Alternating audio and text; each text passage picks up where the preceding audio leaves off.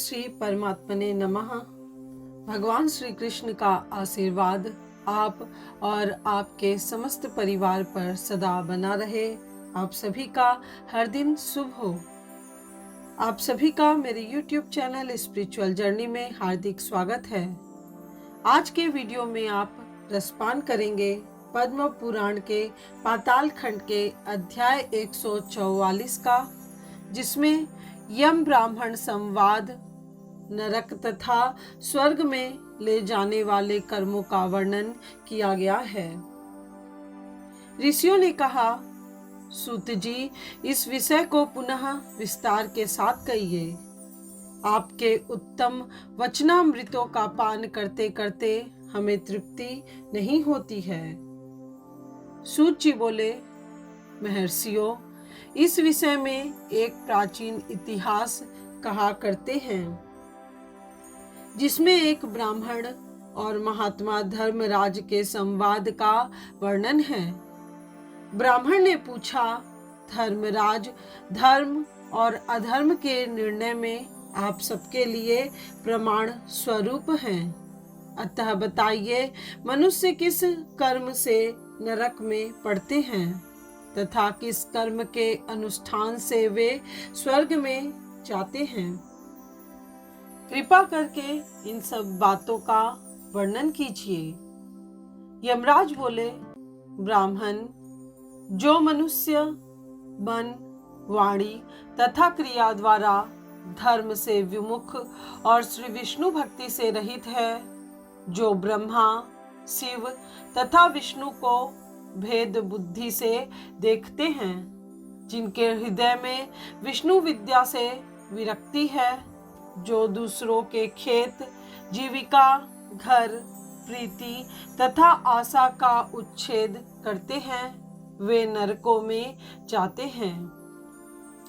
जो मूर्ख जीविका का कष्ट भोगने वाले ब्राह्मणों को भोजन की इच्छा से दरवाजे पर आते देख उनकी परीक्षा करने लगता है, उन्हें तुरंत भोजन नहीं देता, उसे नरक का अतिथि समझना चाहिए। जो मूढ़, अनाथ, वैष्णव, दीन, रोगातुर तथा वृद्ध मनुष्य पर दया नहीं करता तथा जो पहले कोई नियम लेकर पीछे अचितेंद्रिय के कारण उसे छोड़ देता है, वह निश्चय ही नरक का पात्र है। जो सब पापों को हरने वाले, दिव्य स्वरूप, व्यापक, विजयी, सनातन, अजन्मा, चतुर्भुज, अच्युत, विष्णु रूप, दिव्य पुरुष श्री नारायण देव का पूजन, ध्यान और स्मरण करते हैं, वे श्री हरि के परम धाम को प्राप्त होते हैं। यह सनातन श्रुति है। भगवान दामोदर के गुणों का कीर्तन ही मंगलमय है। वही धन का उपार्जन है तथा वही इस जीवन का फल है। अमित तेजस्वी देवाधिदेव श्री विष्णु के कीर्तन से सब पाप उसी प्रकार नष्ट हो जाते हैं जैसे दिन निकलने पर अंधकार। जो प्रतिदिन श्रद्धा पूर्वक भगवान श्री विष्णु की यशोगाथा गान करते और सदा स्वाध्याय में लगे रहते हैं, वे मनुष्य स्वर्गगामी होते हैं। विप्रवर, भगवान वासुदेव के नाम जप में लगे हुए मनुष्य पहले के पापी रहे हो तो भी भयानक यमदूत उनके पास नहीं फटकने पाते। द्विज श्रेष्ठ, हरि कीर्तन को छोड़कर दूसरा कोई ऐसा साधन मैं नहीं देखता जो जीवों को संपूर्ण पापों का नाश करने वाला प्रायश्चित हो।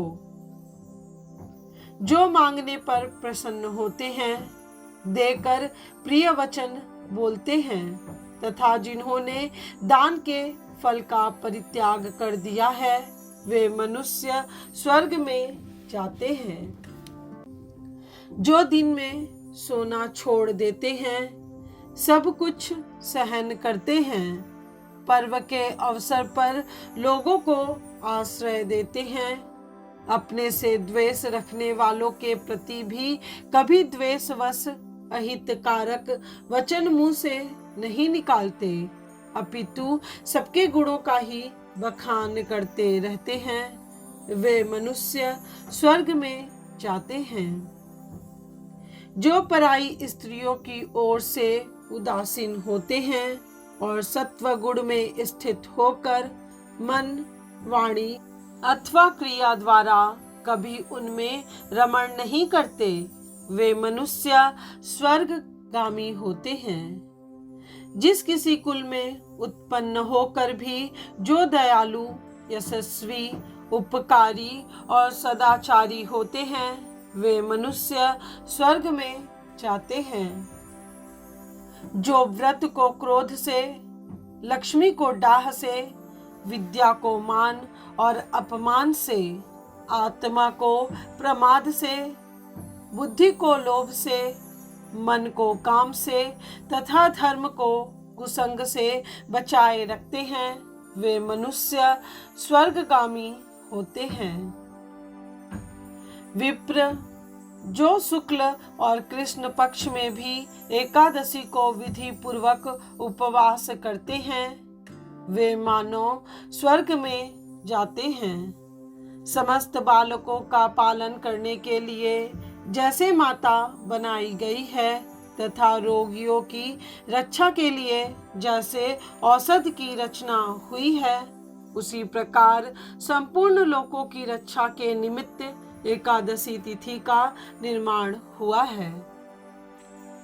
एकादशी के व्रत के समान पाप से रक्षा करने वाला दूसरा कोई साधन नहीं है। अतः एकादशी को विधि पूर्वक उपवास करने से मनुष्य स्वर्ग लोक में जाते हैं। अखिल विश्व के नायक भगवान श्री नारायण में जिनकी भक्ति है, वे सत्य से हीन और रजोगुण से युक्त होने पर भी अनंत पुण्यशाली हैं तथा अंत में वे वैकुंठ धाम में पधारते हैं। जो वेतसी, यमुना, सीता तथा पुण्य सलीला गोदावरी का सेवन और सदाचार का पालन करते हैं, जिनकी स्नान और दान में सदा प्रवृत्ति है, वे मनुष्य कभी नरक के मार्ग का दर्शन नहीं करते। जो कल्याणदायिनी नर्मदा नदी में गोते लगाते तथा उसके दर्शन से प्रसन्न होते हैं, वे पाप रहित हो महादेव जी के लोक में जाते और चिरकाल तक वहां आनंद भोगते हैं। जो मनुष्य चंबल नदी में स्नान करके शौच, संतोष आदि नियमों का पालन करते हुए उसके तट पर विशेषतः व्यासाश्रम में 3 रात निवास करते हैं, वे स्वर्ग लोक के अधिकारी माने गए हैं। जो गंगा जी के जल में अथवा प्रयाग, केदारखंड, पुष्कर, व्यासाश्रम या प्रभास क्षेत्र में मृत्यु को प्राप्त होते हैं, वे विष्णु लोक में जाते हैं। जिनकी द्वारका या कुरुक्षेत्र में मृत्यु हुई है अथवा जो योगाभ्यास से मृत्यु को प्राप्त हुए हैं अथवा मृत्यु काल में जिनके मुख से हरि इन 2 अक्षरों का उच्चारण हुआ है, वे सभी भगवान श्री हरि के प्रिय हैं। विप्र जो द्वारकापुरी में 3 रात भी ठहर जाता है, वह अपनी 11 इंद्रियों द्वारा किए हुए सारे पापों को नष्ट करके स्वर्ग में जाता है। ऐसी वहां की मर्यादा है। वैष्णव व्रत अर्थात एकादशी के पालन से होने वाला धर्म तथा यज्ञ आदि के अनुष्ठान से उत्पन्न होने वाला धर्म, इन दोनों को विधाता ने तराजू पर रखकर तौला था। उस समय इनमें से पहले का ही पलड़ा भारी रहा। ब्राह्मण जो एकादशी का सेवन करते हैं तथा जो अच्युत अच्युत कहकर भगवान नाम का कीर्तन करते हैं, उन पर मेरा शासन नहीं चलता। मैं तो स्वयं ही उनसे बहुत डरता हूँ। जो मनुष्य प्रत्येक मास में एक दिन अमावस्या को श्राद्ध के नियम का पालन करते हैं और ऐसा करने के कारण जिनके पितर सदा तृप्त रहते हैं, वे धन्य हैं, वे स्वर्गगामी होते हैं। भोजन तैयार होने पर जो आदर पूर्वक उसे दूसरों को परोसते हैं और भोजन देते समय जिनके चेहरे का रंग में परिवर्तन नहीं होता, वे शिष्ट पुरुष स्वर्ग लोक में जाते हैं। जो मर्त्य लोक के भीतर भगवान श्री नर नारायण के आवास स्थान बद्रिका आश्रम में और नंदा के तट पर 3 रात निवास करते हैं, वे धन्यवाद के पात्र और भगवान श्री विष्णु के प्रिय हैं। ब्राह्मण जो भगवान पुरुषोत्तम के समीप अर्थात जगन्नाथपुरी में 6 मास तक निवास कर चुके हैं, वे अच्युत स्वरूप हैं और दर्शन मात्र से समस्त पापों को हर लेने वाले हैं। जो अनेक जन्मों में उपार्जित पुण्य के प्रभाव से काशीपुरी में जाकर मणिकर्णिका के जल में गोते लगाते और श्री विश्वनाथ जी के चरणों में मस्तक झुकाते हैं, वे भी इस लोक में आने पर मेरे वंदनीय होते हैं। जो श्री हरि की पूजा करके पृथ्वी पर कुश और तिल बिछाकर चारों ओर तिल बिखेरते और लोहा तथा दूध देने वाली गौ दान करके विधि पूर्वक मृत्यु को प्राप्त होते हैं, वे मनुष्य स्वर्ग में जाते हैं। जो पुत्रों को उत्पन्न करके उन्हें पिता पितामहों के पद पर बिठाकर ममता और अहंकार से रहित होकर मरते हैं, वे भी स्वर्ग लोक के अधिकारी होते हैं।